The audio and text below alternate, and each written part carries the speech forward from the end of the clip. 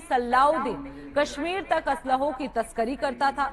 वहीं घर के बगल में सिनेमा हॉल में असलहे छिपाकर रखे जाते थे। आपको बता दें, इस मामले में पीओके के कुछ संदिग्धों से भी बातचीत के साक्ष्य मिले हैं। पुलिस को लैपटॉप मिला है, डेटा खंगाला जा रहा है लगातार, और लैपटॉप में असलहा तस्करों का ब्यौरा भी मिल सकता है। तो लगातार पुलिस जो है इस लैपटॉप को खंगाल रही है, कई तरीके से तस्करों के ब्यौरा जो है वो निकाल रही है। पुलिस आरोपी के आतंकी कनेक्शन की भी लगातार जांच कर रही है। तो ये बड़ी उपलब्धि जो है पुलिस की मानी जा सकती है।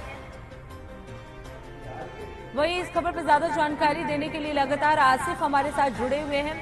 आसिफ, कल जिस तरीके से असलहा फैक्ट्री के मामले में आरोपी को पुलिस ने गिरफ्तार किया है, अब उस मामले में कई बड़े खुलासे जो है वो सामने आ रहे हैं। क्या कुछ खुलासा हुआ है अभी तक इस मामले में? देखिए प्रज्ञा, अगर बात करें असलहों के जखीरा बरामद होने की, तो मलियाबाद थाने से 500 मीटर दूरी पर 72 वर्षीय बुजुर्ग जो हकीम का काम करते हैं, उनके घर पर 300 राइफल, पिस्टल और 50,000 करीब कारतूस, इसके अलावा तलवारें भी बरामद हुई थी। इस खुलासे के बाद यूपी पुलिस पूरी तरह से हैरान हो गई, क्योंकि जिस तरीके से इतनी बड़ी संख्या में हथियारों का जखीरा बरामद हुआ और एक हकीम के घर में यह चौंकाने वाला खुलासा हैरान कर देने वाला है। और इस मामले में अब नए नए खुलासे हो रहे हैं। इस मामले में जिस तरह से खुफिया एजेंसी भी अलर्ट हो गई है, तमाम तहकीकात कर रही है। जो लैपटॉप मिला था उससे कई सुराग हासिल हुई है। खुफिया एजेंसी को यह पता चला है कि सलाउद्दीन की बातचीत पीओके से होती थी, कश्मीर से होती थी। कयास यह लगाया जा रहा है कि यह असलहे कहीं न कहीं। बिल्कुल आसिफ, तो क्या माना जाए, आतंकवादी संगठन से भी कोई जुड़ाव हो सकता है इस मामले में?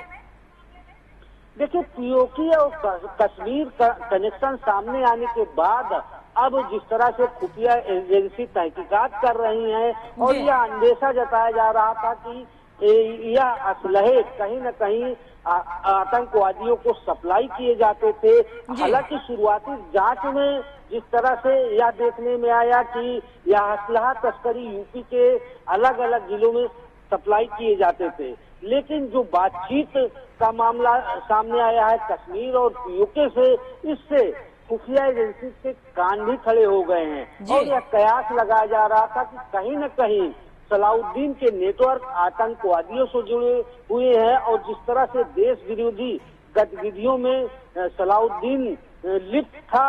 अब इसके आगे की बात करें तो जिस तरह से तहकीकात आगे बढ़ रही है और धीरे धीरे कई राज खुल रहे हैं, खुफिया एजेंसी के सामने कई चुनौतियां भी है, क्योंकि सलाउद्दीन से अब यह राज उगलवाना है कि वह बिल्कुल आसिफ, बहुत बड़ी चैलेंज जो है वो पुलिस के सामने है, क्योंकि अलाउद्दीन से जो है वो कई खुलासे जो है वो पुलिस को निकलवाने हैं। क्या आतंकवादी संगठन से उसका कोई लेना देना है, इसकी भी जानकारी जो है वो लगातार पुलिस निकलवाने की कोशिश में लगी हुई है। बहुत बहुत धन्यवाद आसिफ इस खबर पर ज्यादा जानकारी देने के लिए।